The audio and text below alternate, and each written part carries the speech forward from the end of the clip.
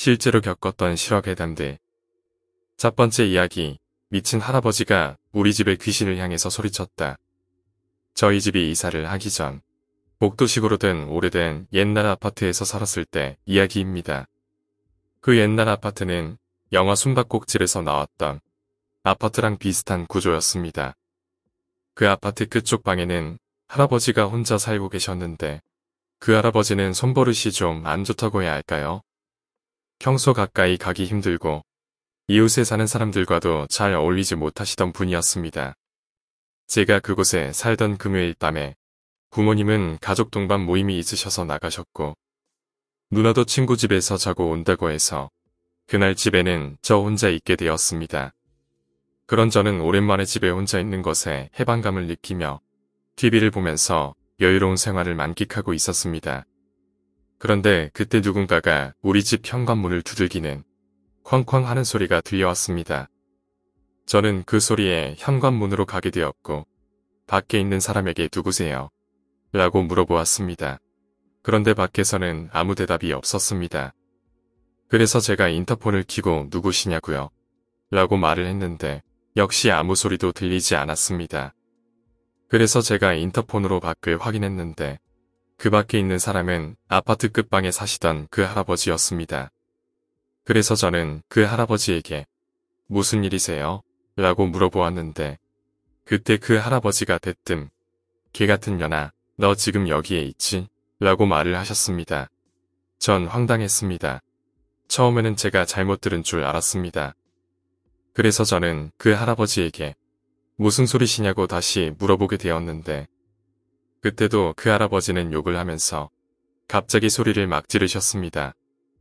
그 소리를 들은 저는 할아버지에게 화가 나긴 했지만 할아버지가 뭔가 착각을 했을 수도 있으니 그런 사람은 여기 없어요. 라고 말했죠. 그때부터 그 할아버지는 잠잠해지기 시작했습니다. 저는 한숨을 쉬었고 할아버지가 다른 곳으로 갔다고 생각을 했습니다. 그때 저는 그 할아버지의 나쁜 손버릇이 생각이 났고 혹시 몰라 현관문을 다시 잠그고 안전장치까지 걸고 있었습니다. 제가 그렇게 안전장치를 하고 돌아서는 순간 저는 깜짝 놀라고 말았습니다. 갑자기 제 발목을 누군가가 잡는 느낌이 들었습니다. 저는 갑작스러운 그 상황에 너무 놀랐고 저도 모르게 비명을 지르며 넘어지고 말았습니다. 그때 정신을 차릴 틈도 없이 제 눈에 보인 것은 옛날 집에 보면 밑에 신문이 들어가는 구멍으로 그 할아버지가 눈을 치켜뜨고 저와 저희 집을 미친 사람처럼 살펴보는 모습이었습니다. 처음 겪어보는 돌발 상황에 저는 소름이 돋고 너무 무서웠습니다. 그때 그 할아버지의 눈은 평범한 사람의 눈이 아닌 실핏줄이 터진 것 같은 빨간색 눈이었습니다. 그렇게 제가 놀라서 아무것도 하지 못하고 있을 때 다시 할아버지의 목소리가 들려왔습니다. 한동안 할아버지는 계속 그렇게 그 신문구멍으로 우리 집을 보며 소리를 지르셨습니다. 점점 커지는 할아버지의 목소리에 옆집에 사시던 아주머니가 그 모습을 보고 경찰에 신고를 해주셔서 다행히 저는 그 상황에서 벗어나게 되었습니다. 그 일이 있고 난 뒤에 저희 집은 한 달도 지나지 않아 지금 사는 곳으로 이사를 하였고 저는 부모님에게 그 할아버지의 이야기를 들을 수 있었습니다. 제가 부모님에게 들은 이야기는 그 할아버지는 경찰서에 가서도 계속 저희 집에 누군가가 있다고 말을 했다고 합니다. 저는 그 말에 곰곰이 그때의 상황을 다시 생각해 보았는데 소름 돋는 사실을 알 수가 있었습니다. 그때 할아버지는 신문구멍으로 분명 제가 아닌 다른 것을 보며 욕을 하셨습니다. 그때 전 분명 집에 혼자 있었는데 말이죠. 저에게 아직도 의문으로 남아있는 그 할아버지가 본 그것은 도대체 무엇일까요? 두 번째 이야기, 저부동자. 이 이야기는 저희 본가에서 실제로 있었던 신기한 이야기입니다. 당시 임신을 하였던 저는 출산을 위해 본가에 내려가게 되었습니다. 본가는 2층으로 되어 있었고 그때는 저와 언니가 결혼을 하고 나와서 살았기 때문에 아빠와 엄마 두 분이 살고 있었습니다. 그때 당시 아빠와 엄마는 주로 1층에서 생활하셨고 저는 2층에 비어있던 방을 사용하고 있었습니다. 저는 평소와 같이 2층의 침실에서 이불을 깔고 잠을 자려고 했습니다. 당시 임신 후기인지라 배가 많이 불러있던 저는 잠들기가 힘들었고 잠을 깊이 자지도 못하고 있었습니다. 밤에는 몸이 아파서 그 통증으로 인해 잠에서 깨는 일도 여러 번 경험한지라 저는 최대한 잠을 자려고 노력을 했습니다. 그렇게 제가 다시 잠이 들려고 할 때 어디선가 누군가가 달리고 있는 것 같은 발소리가 들려왔습니다. 저는 그 발소리에 집중했고 그 소리는 위에서 들려오는 것 같은 느낌이 들었습니다. 제가 처음 그 소리를 들었을 때는 잠이 막 들려고 할 때라 저는 그 발소리의 리듬감에 편안함을 느끼며 잠을 자게 되었습니다. 이상한 건 그 이후에도 제가 잠자기 힘들 때마다 같은 소리가 들려왔고 저는 편하게 잠을 잘 수가 있었습니다. 그날 역시 그 발소리가 들려왔습니다. 그때 저는 2층에서 잠을 자고 있었고 공간은 단독주택이었기 때문에 누가 위에서 소리를 낼 수는 없다는 생각이 들었습니다. 그제야 저는 무서운 생각이 들었고 저는 무서움을 달래기 위해 여러 가지 원인을 생각하기 시작했습니다. 저건 부모님이 1층에서 걸어 다니는 발소리이거나 지붕 위를 돌아다니는 쥐나 고양이의 소리일 거라고 저는 생각을 하였습니다. 하지만 그래도 들리던 그 소리는 계속해서 들려왔습니다. 결국 저는 혼자 있는 게 무섭고 싫어서 부모님이 계시는 1층으로 내려가기로 하였습니다. 그렇게 무거운 몸으로 내려온 1층에는 부모님이 없었습니다. 그제야 부모님이 그날 저녁 약속 때문에 늦게 돌아오신다고 하신 것이 생각이 났습니다. 지금까지 발소리가 들려올 때는 집에 혼자 있던 게 아니었고 비몽사몽할 때 들었던지라 크게 의식을 하지 않았지만 혼자 있는 집에서 맨정신에 그 소리를 들으니 저는 너무 무섭고 소름이 돋는 느낌이 들었습니다. 그렇게 공포를 느끼고 있을 때 저는 문득 허벅지에서 물 같은 것이 흐르는 것을 느끼게 되었습니다. 제가 놀라서 그것을 확인했는데 그것은 아무래도 양수가 터진 것 같았습니다.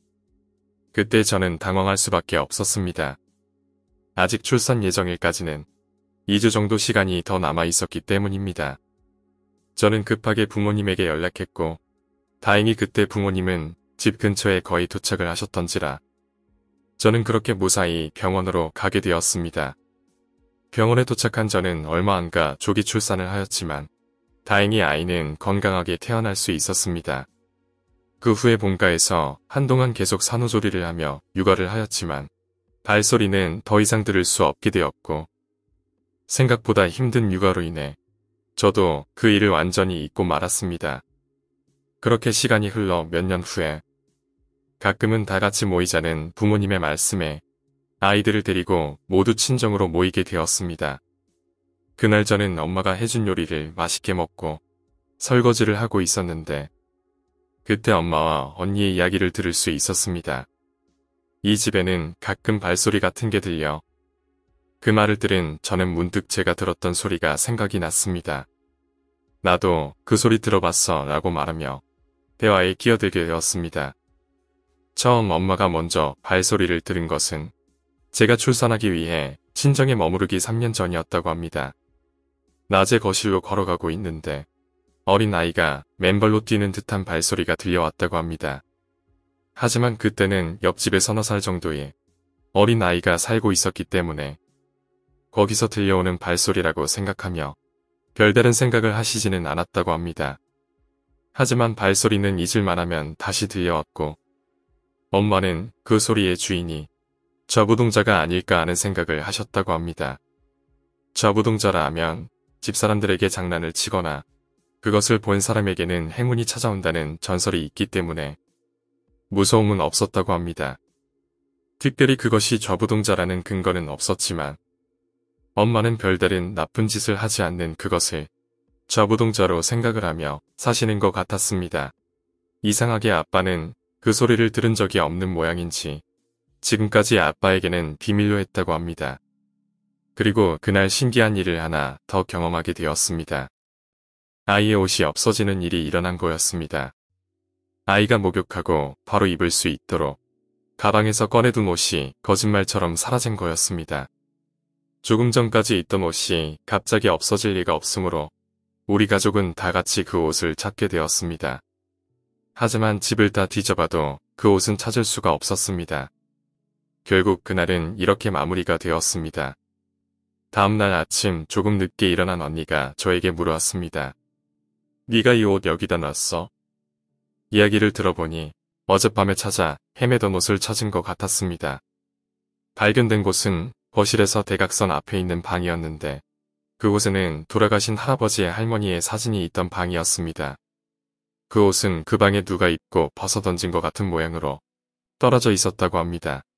언니는 누가 여기다 뒀어? 라고 가족들에게 물어보았는데 아무도 그 물음에 대답할 수가 없었습니다. 그 옷을 만진 사람은 아무도 없으니까요. 혹시 저부동자가 장난친 건 아닐까? 라고 농담으로 이야기하였지만 우리 가족한테는 그것이 농담으로 들리지는 않았던 신기한 경험이었습니다. 그 일이 있고 났던 뒤에 생각을 해보니 정말 저부동자가 맞는 것 같은 생각이 들기도 했습니다. 밤에 잠을 못 자던 저를 편하게 잘 수 있게 도와주었고 제가 조기 출산으로 위험할 수 있던 것도 그것의 도움으로 빠르게 대처해서 병원으로 갈 수 있었고 장난을 친 것 같은 일이 일어나기도 했으니까요.